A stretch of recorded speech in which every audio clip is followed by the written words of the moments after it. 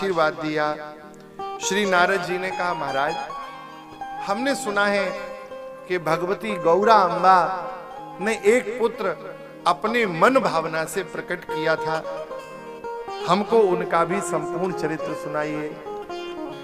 श्री ब्रह्मा जी ने कहा कि भगवती पार्वती अम्बा कैलाश पे एक दिव्य स्थली में स्नान करती थी। कई बार सखियों के संग स्नान जल क्रीड़ा करते समय शिवगण वहां निर्भीक होके आ जाते थे। भगवती पार्वती अम्बा से सखियों ने कहा, जय और विजया ने, कि माता निश्चित हमें किसी ना किसी एक द्वारपाल अथवा गण को उपस्थित करना चाहिए। ये शिवगण निर्द्वंद हैं, कभी भी आ जाते हैं, हमको संकोच होता है। एक गण हमारा होगा तो कम से कम ये सीधे सीधे प्रवेश नहीं कर पाएंगे। तब भगवती पराम्बा पार्वती अपने अंग पर अभयंग कर रही थी और उस अभयंग को करते ही करते भगवती माता पार्वती ने अपने अंग से सद्यः जात एक सुंदर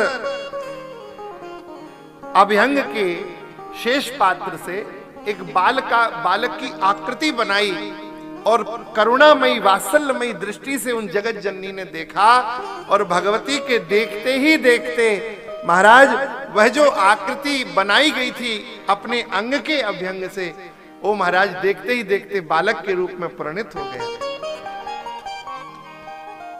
भगवान गणेश की दो प्रकार की कथाएं हैं। देखो, कल्प भेद से गणेश जी तो भगवान शिव के पूर्व भी हैं और एक कल्प में शनि देव के द्वारा उनका मस्तिष्क छिन्न हुआ है और बाद में हाथी का सिर लगा है। और श्वेत कल्प नामक, जब श्वेत कल्प आया तब भगवान शिव के द्वारा उनका मस्तिष्क छिन्न हुआ है। तो अभी जो कथा शिव पुराण में आप सुनेंगे ये श्वेत कल्प की है। श्री ब्रह्मा जी कह रहे हैं, नारद जी, वह बालक जैसे ही प्रकट हुआ हाथ जोड़ के अपनी मां के सामने खड़ा हो गया। किम कार्यम विद्यते तेध्य करवाणी तबोदितम इत्युक्ता सत्तदा तेना प्रत्युवाच सुतम शिवा। मैं क्या करूं, किस लिए आपने मुझे उपस्थित किया है, मुझे आदिष्ट करें जिससे मैं आपकी आज्ञा का पालन कर कर हे मां आपका सुपुत्र कहला सकूं। हाँ, भगवती का हृदय भर आया। माता पार्वती ने कहा, पुत्र, केवल तुम एकमात्र मेरे पुत्र हो, तुम मेरे पुत्र हो और मेरा कोई नहीं है, ऐसा भगवती कह रही है। हे तात सुनु मद वाक्यम द्वारपालो भवाद्य में, हे पुत्र तुम मेरे द्वारपाल बन जाओ और मेरे अलावा मेरी बिना आज्ञा के, मेरे बिना अनुशासन के कोई भी प्रवेश ना कर सके। मैं तुम्हें विभिन्न प्रकार का सामर्थ्य, शक्ति और वर प्रदान करती हूं। और एक बड़ा डंडा देके महाराज दंड दिया भगवती ने और द्वार पे खड़ा कर दिया गणेश जी को। यहां महाराज भगवती जल क्रीड़ा करने के लिए चली गई, जल विहार करने लगी अपनी सखियों के साथ। भगवान शिव ने रुद्र गणों को भेजा। रुद्र गण आ रहे थे, निर्द्वंद थे, लेकिन आज रुद्र गणों ने देखा कि कोई नवीन बालक द्वार पे खड़ा है, रोक दिया महाराज मार्ग। रुद्र गणों ने कहा, आप कौन हो और यहां कैसे खड़े हो? गणेश जी थे। गणेश जी ने कहा, आप बताओ आप कौन हो? हम तो जो हैं सही हैं, अधिकारी हैं, ड्यूटी लगी है, बाकायदा विधिवत चुना के आए हैं। हमको लगता है आप ही अनाधिकार चेष्टा कर रहे हो।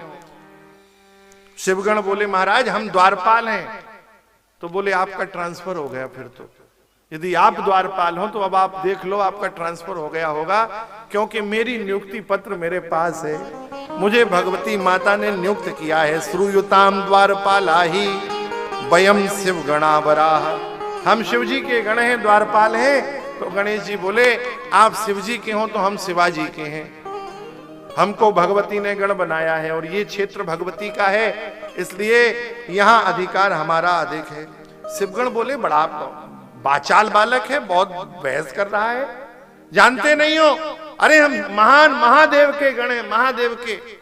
यदि अब तुमने हमसे व्यर्थ बहस की तो निश्चित तुमको मृत्यु का भाजन होना पड़ेगा।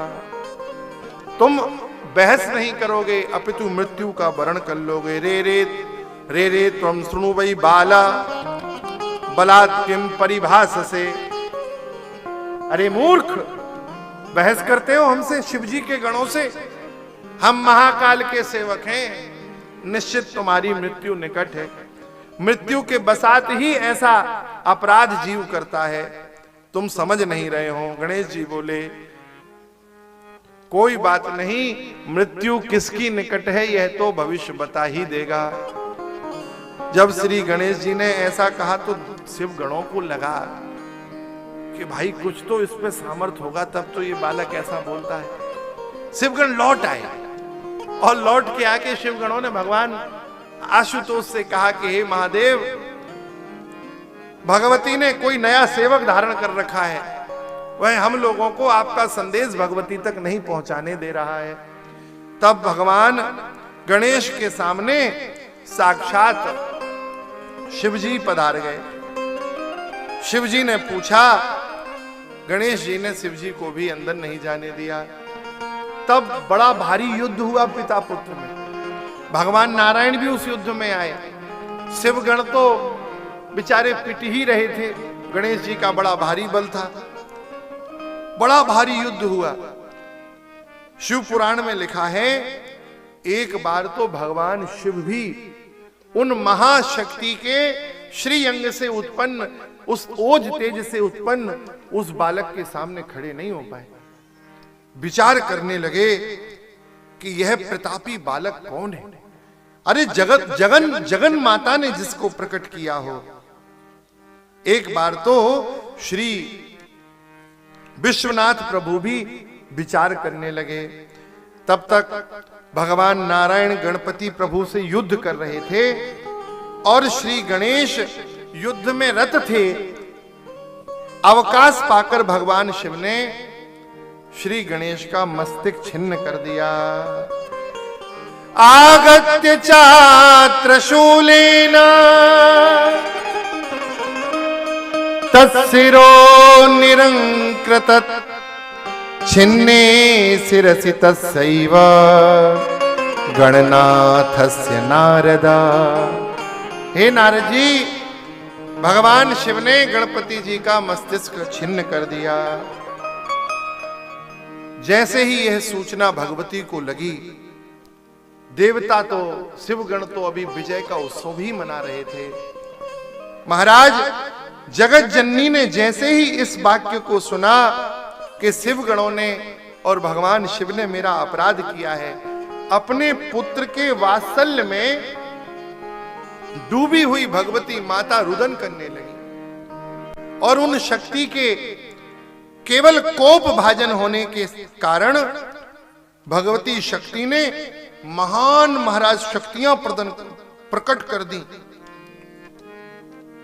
देवी ने कहा, मत पुत्रो, मेरे पुत्र का जिसने भी अपराध किया है, हे चंडिकाओं, जाओ और जाकर उनको भलीभांत सबक सिखा दो, दंड दे दो, दंडित कर दो।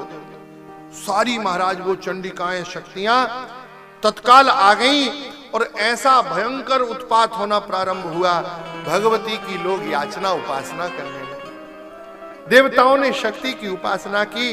हे माता, आप तो जगन माता हैं, आप तो जगत की कल्याणी हैं। हे भद्रे, हे शिवा, हे शिव प्रिया, आप हम पे प्रसन्न हो। महाराज, देवताओं ने बड़ा आर्त प्रार्थना की तो माता जगदम्बा प्रसन्न होकर बोली, मत पुत्रो यदि जीवेत तदा संहरणम नहीं, यथा ही भवतां मध्ये पूज्योऽयं च भविष्यति। माता ने कहा, देवताओं सावधान होकर सुनो, यदि तुम चाहते हो कि तुमको अभयदान मिले, तुम्हारे इस अपराध को मैं क्षमा कर दूं, तो जैसा कहती हूं ठीक ठीक वैसा ही सुन लो।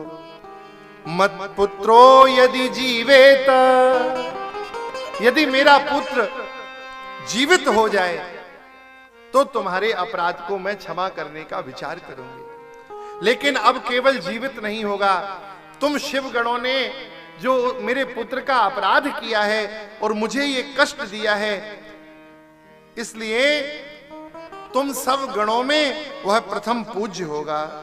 भविष्य में यदि वह प्रथम पूज्य हो तो तुम्हारी हृदय की व्याकुलता समाप्त हो। सारे देवताओं ने भगवान शिव की ओर देखा और भगवान शिव ने आदेश किया,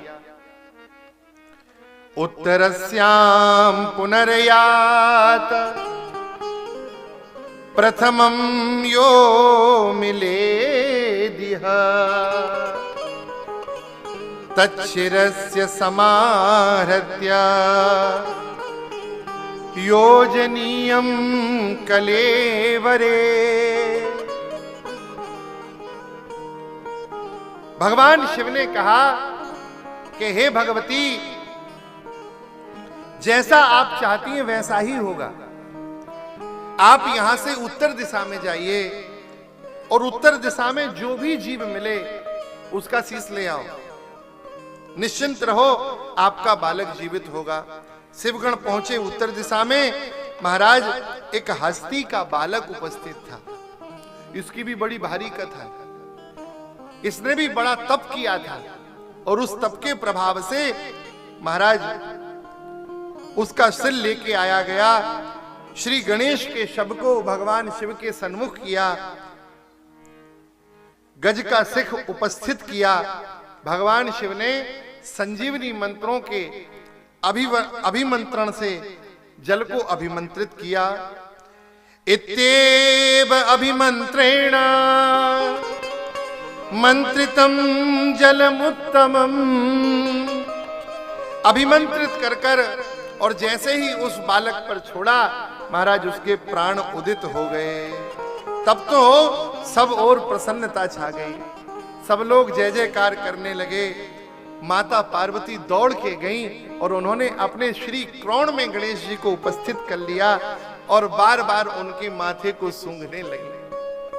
चिरंजीवी होने का वर दिया। आहा, भगवती माता गौरा अपने पुत्र को विनम्रता पूर्वक कह रही हैं, पुत्र अब तुम चिरंजीवी रहो, चिरजीव हो। जीवितः सा शिवा पुत्रो निर्व्यग्रो विकृतो मुने। हे पुत्र गणेश, आज से तुम्हारा नाम गजानन होगा और तुम संपूर्ण जगत के प्रतिपाल होगे।